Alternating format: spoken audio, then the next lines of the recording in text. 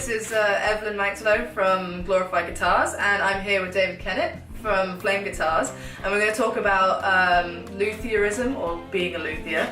I don't know if that's a word, and just what that entails and how to get into the industry and what the industry needs, for example. So how did you get into being a luthier, and what inspired you to be a luthier? This is where I have to sort of reveal how old I am. I mean, it was back in the mid '80s when I did I did a guitar building course. I was working with London Fire Brigade at the time, and I was playing, but I had no background in woodwork or any skills related to that. And I just saw this course at the local college, went and made my first classical guitar. Nylon string guitar, learn how to bend the wood, and it played okay. It played okay, and my mother has still got that guitar. But I've often described it as like a bug crawling inside me at that point, and I just then became obsessed with guitar building and just went on to make some steel string guitars. Did that for a number of years, and then moved on to electric guitars. And initially I was a bit intimidated by the thought of electric guitars. I had no background in that, didn't know how to solder anything, didn't understand electronics, but made my first Telecaster copy as people do, which I've still got. Still play? It's still yeah. Actually, it needs a bit of fretwork, if I'm honest, but yeah, it's got the EMG active pickups on it. And it very 80s. Yeah, but it plays okay. But and I just started that journey of learning how to build guitars. In those days, there was a build your own steel string guitar book. This is pre-internet. Build your own steel string guitar, build your own electric guitar by Melvin Hisgall, which I think is still in print, and there was one for classical guitars. And so I would study those books.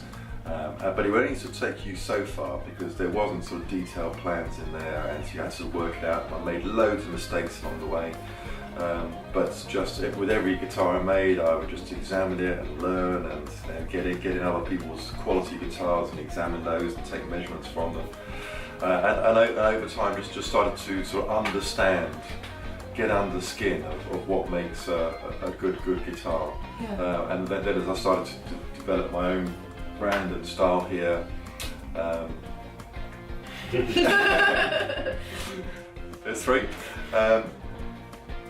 Just to think about, well, what do I do? That's what's different, because I was not really particularly interested in making sort of copies of scraps. You wanted your own image and your own. Yeah, so I was looking to create something that was distinctly different.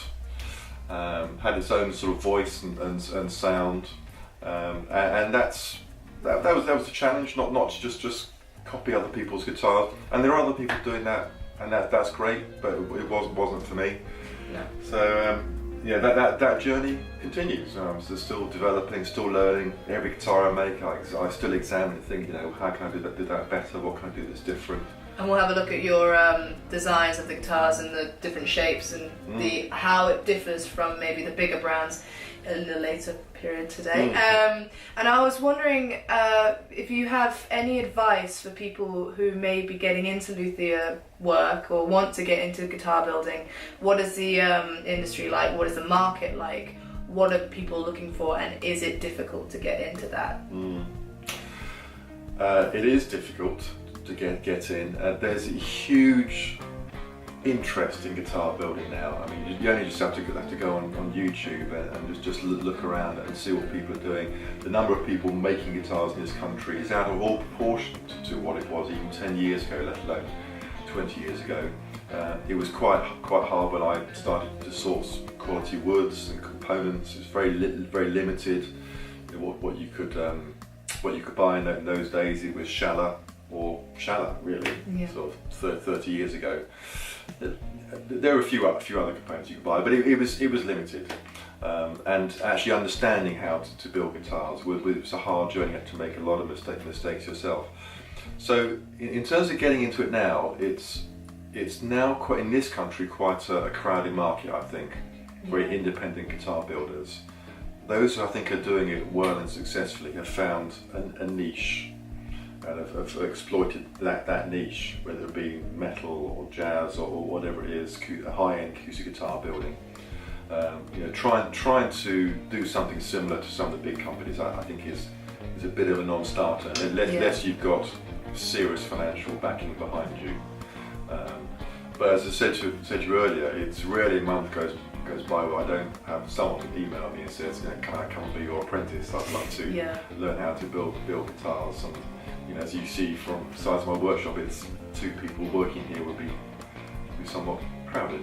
Yeah, exactly. And you were saying that a lot of people don't seem to understand that actually making a guitar is a very small part of what you do as your living. I mean, a lot of people who are luthiers actually get most of their money from setups and, just from fixing other people's guitars. So, I mean, that's something that... Yeah, and for me they go hand in hand. I enjoy both sides, both making and servicing other people's guitars. And I enjoy taking a guitar that desperately needed some TLC and bringing it back to life, and people then get another sort of 10-20 years of joy out of playing that guitar. For me, it's not making guitars is first, and then all the setups and repairs and servicing is second. I enjoy both sides of it. I enjoy the variety, quite honestly. I think making guitars helps when you come to then do servicing and repairs. When you've actually built your own neck and tried to work out why this neck is not playing as well as you think it might do, and then go through that journey of actually building necks, doing fretwork right from the start. And I actually understand. I mean, I look back at some of my early fretwork now, I think, well, that was pretty poor. So you have to do multiple fret jobs before you actually get to that point and go, I think I understand this now. But when you build guitars, you get under the skin of what makes a guitar play well, which you then take across to servicing a guitar, refretting it, so you can quickly identify why a guitar is not playing as well as it might, and why and how to improve buzzing, it, and what needs to be done with it. Needs just a fret level or a fret dress, or whether it needs that sort of total refret.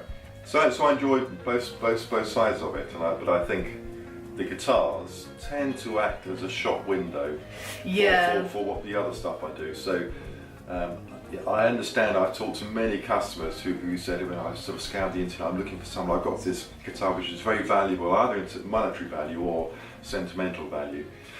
Am I going to take it to someone who doesn't really know what they're doing? Are they going to butcher it? Is it going to come back worse? Am I going to be disappointed with the job? And I think, certainly sort of talking to many customers over the years, they see the guitars I've built on my website and go, well, if you can do that, you can probably handle my guitar.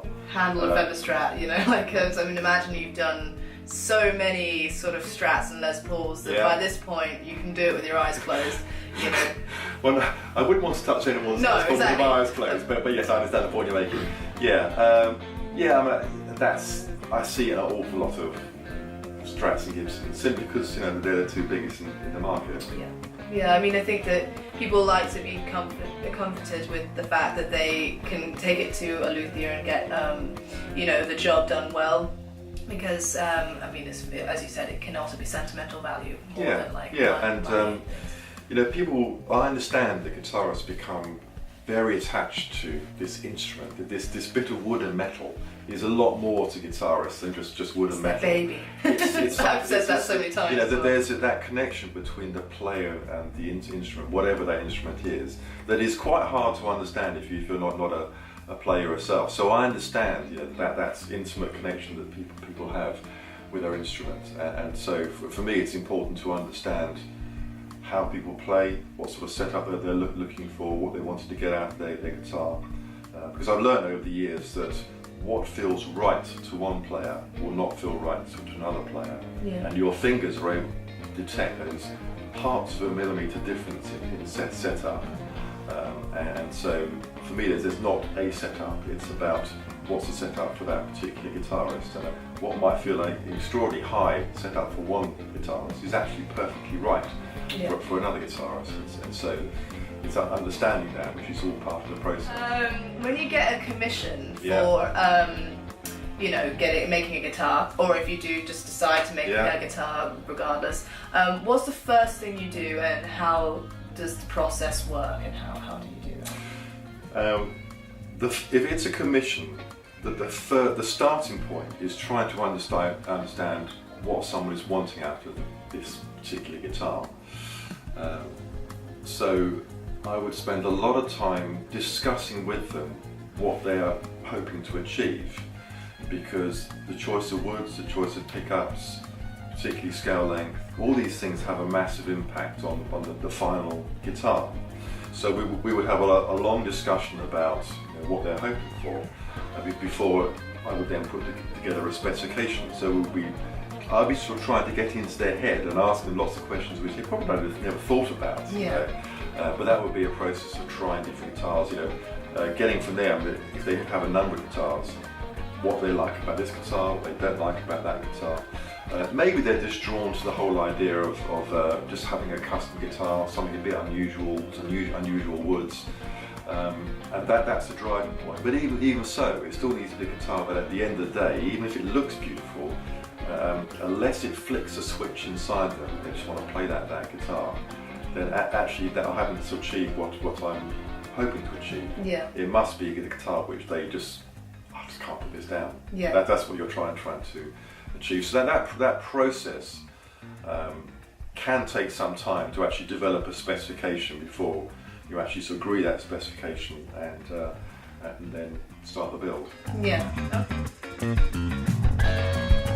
Okay.